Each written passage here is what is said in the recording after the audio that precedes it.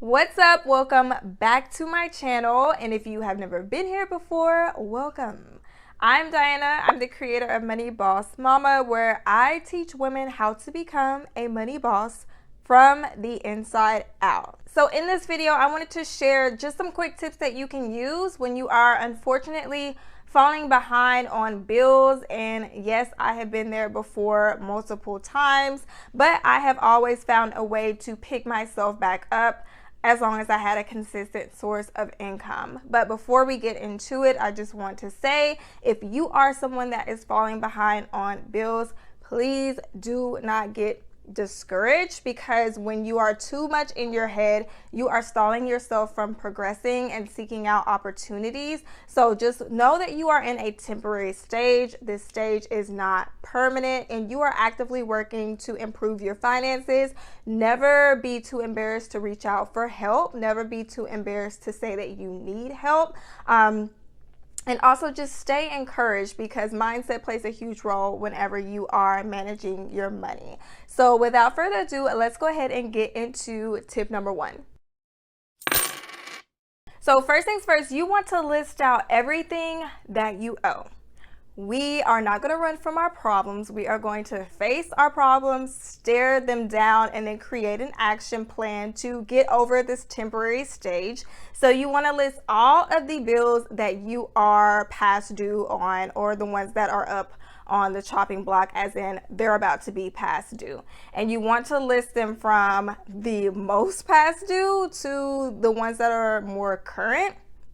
And then go back to your list and pick out the ones that are the most essential, because these are going to be the ones that you are going to need to focus on first. And then whatever is left, we're in survival mode right now, those will have to come last. So you want to look for those that are like housing, food, transportation. I know some people don't see transportation as essential, but if you need your car to get to and from work, then obviously it's essential, because if you don't have your car, then how are you going to get to work to be able to pay your bills? You're just going to fall flat on your face with the rest of your expenses, because now you have no money coming in. So you definitely want to look at transportation, and just considering what you need, what is most essential. You want to pick out the one or two expenses that you want to focus on first. So let's say that you have maybe rent and your cable bill.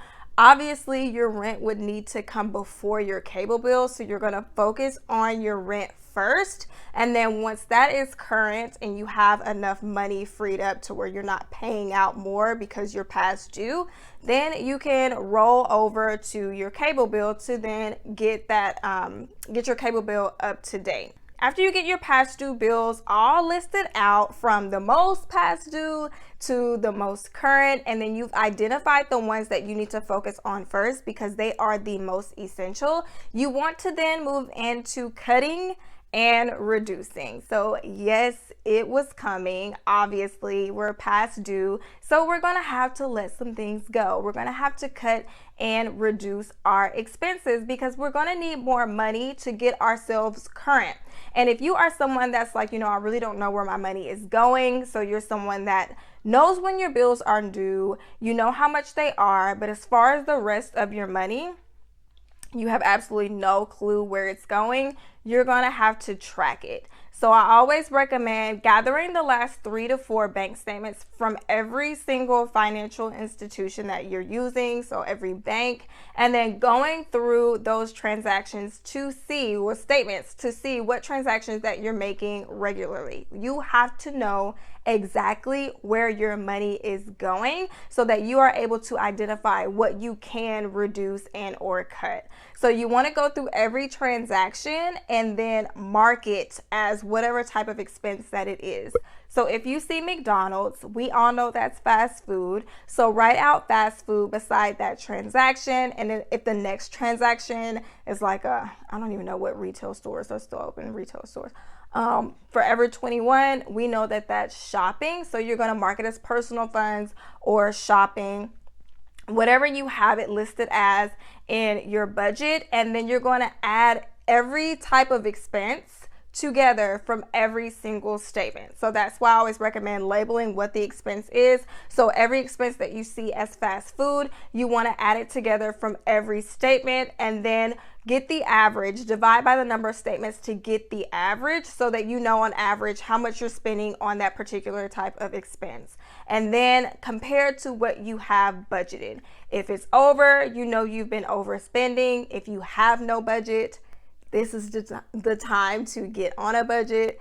Create a budget today so that you can start controlling your expenses, so that you can maximize your income, because you're telling your money where to go. But when you know where the majority of your money is going and it's not an essential, so it's not going to a bill, then you are able to cut back on that type of expense or that type of spending, because going forward, you're going to be mindful that, hey, I have a little problem with eating out or going to Starbucks or shopping. Now going forward, I know that I need to be more mindful to make sure that I am not making these type of purchases, because I've got to get current on bills. And for some people, it's like well, okay, it's a no-brainer. I'm behind on bills. I'm not going to be shopping, but you'll be surprised where your money is going. And now for those who don't quite have a budget yet, because I know a lot of people turn their nose up whenever they hear the word budget, I do recommend listing out your essential expenses. Ask yourself,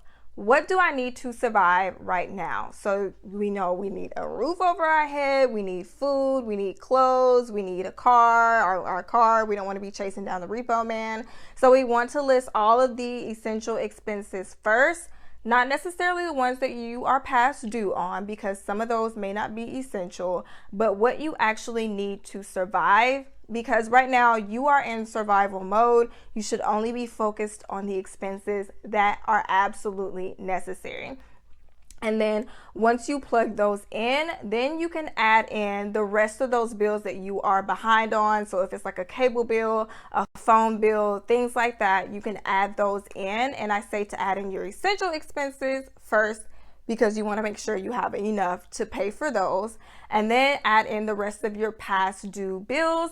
And then you can add in your discretionary spending, and discretionary spending should come last, because it's going to force you to make those expenses fit within the rest of your income. So whatever you have remaining, you're going to have to make those discretionary expenses fit. And you may come to find that some of them are just not going to fit, which are going to be those that need to be cut and reduced. Tip number 3 is to negotiate a payment plan. And I did not know you could do this until I was coming past due on my auto loan, but this is a thing. So please do not run from these lenders and these service providers. You do not want to be chasing down the repo man because he's got your car, and you do not want to be sitting in the dark because you ran from your past due light bill. Actually contacting them and trying to negotiate a payment plan shows them that you are taking initiative and that you want to get your account up to date or current. And then that lets them know that, hey, she's serious and she's trying, and then they're more willing to work with you. So negotiate a payment plan that will fit comfortably within your budget, but still allow you to continuously make payments so that you can get your balance up to date. And one thing I will say is that with lenders, a lot of the times they have a program in place for those who are experiencing financial hardships. But you're not going to know until you contact them, because they're not just going to go and blast it on their website. They want their full payments, obviously. That's going to be the best case scenario. But worst case scenario, they often do have resources and programs in place just in case you are not able to make your full payment. So when I was coming past due on my auto loan, I just could not afford it. I was a broke college student and a new mom. I contacted the my auto loan lender, and I was like, hey, I can't make this payment. Is there anything I can do? Because this is way out of my budget right now. And come to find out, they had a 6-month program that would allow me to reduce my auto loan payments. Now, obviously, the amount that I wasn't paying was added on to the back of the loan, But when you are past due and you're needing some relief, like you could honestly care less half of the time. So I could care less at the time, and I was able to reduce my payment by like $200 for 6 months. And in that time, the money that I had freed up, I used that to get current on my other bills and to pay up my other bills. So I knew I had 6 months to get myself together before the auto loan increased again. And I made sure that I maximized the money that I was saving so that I would be prepared when these payments went back up to be able to pay for all of my expenses. And for those of you who are a big ball of nerves whenever you contact these lenders and service providers, I'm going to put up a script on the screen that you can use whenever you're contacting them. And it is similar to the one that I used whenever I negotiated a lower Wi-Fi plan. But I'm just going to basically read one off the top of my head, pulling it out my butt basically. But you can contact them. Now, don't be Cruella de Vil whenever you call them. Do not be rude. Do not get irate. Do not scream, because they're going to tell you, sorry, there's nothing that we can do. If Cruella de Vil called you and she's the one that's late on her bills, would you want to help her? No, they're probably not going to give you any type of resources or try to work with you. But if you are firm and upfront yet kind, they are going to be more willing to work with you. But you can contact them and say, hey, I'm so-and-so. I've had a blank with you guys for like 3 years. And recently my payment became way out of budget.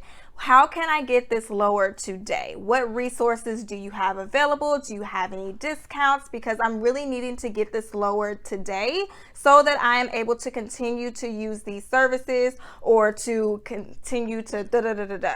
And the fourth tip is to increase your income. And no, I am not talking about, picking up a side hustle, although that is ideal. There are other ways that you can increase your income in order to free up more money to get yourself current, such as adjusting your W-4. A lot of times, I know I'm being completely honest here, when I would get new jobs, I would just guess on the W-4 form. And I know a lot of people do. We are basically just guessing. And a lot of times we are not claiming the correct amount of allowances. So you want to go back over your allowances, make sure that you are claiming the correct amount. And if you are not, you want to adjust those allowances so that that can free up more money in your paycheck. If you are getting a huge tax refund at the end of the year, that indicates that you may have too much being held back, and you need to go and adjust your W-4. And if you don't know how many allowances you should claim, all you have to do is a quick Google search, how many allowances should I have? And then it's going to pull up a bunch of resources that's going to help you fill out the W-4 form correctly. Another way you can increase your income is to adjust your 401k contributions. And I know that some people are probably turning their nose up right now, but honestly, if you have an eviction notice that's about to be taped to your door right now, the last thing you're probably needing to be worried about is yourself in 30, 40 plus years. You need to be worried about how you're going to make do right now, because you're living in the moment right now, especially if you have a family to take care of. And adjusting your 401k contributions, actually aka lowering them, is going to be more ideal than tapping into your 401k altogether. So if you have an amount that's being sent that is over 6%, maybe over 5%, consider dropping down your contributions just temporarily until you can get caught up on your bills. Another way to increase your income is to sell things online. A lot of times we are sitting on a pile of dough because we have a lot of crap in our homes that are not being used. And whenever I was low on income, I sold a bunch of things on eBay that I already had and made up to $150 per month. Now, I did have to, really go back and evaluate what was essential, what was non-essential, because certain things had to go that I really loved, that I would have liked to keep, but I had to pay off debt. and I had to get my bills current. So it's just going to be whatever is valuable to you, and whatever is not, let it go. Let someone else have it. You use the money to stabilize your finances. And then once you are in a good place, then you can purchase those things again, replace those things. That's what I was thinking about. Then you can replace those things again. But right now, in the meantime, you are in survival mode, and it's just all about what is essential, what is keeping you alive, what is keeping you fed, what is keeping you clothed, what is putting a roof over your head. And then you can worry about those material things again later. All right, y'all. So that wraps up these quick tips on how to get caught up on bills whenever you are running behind. Once again, do not be too embarrassed to ask for help, especially if something's about to get turned off or taken away. Remember, you are in a temporary stage, so if some negative thoughts about yourself creep up, tell yourself, I am actively working to improve my finances, and believe in that. I firmly believe mindset is key. Mindset is your greatest asset, which is why I say I teach women to become a money boss from the inside out. If you believe that you can do something, then you are more prone to find the opportunities in that situation and progress instead of stalling yourself due to your limiting beliefs. So once again, guys, believe in yourself. You can do it. You can get caught up. You're in a temporary stage. But until the next video, I will catch you all next time.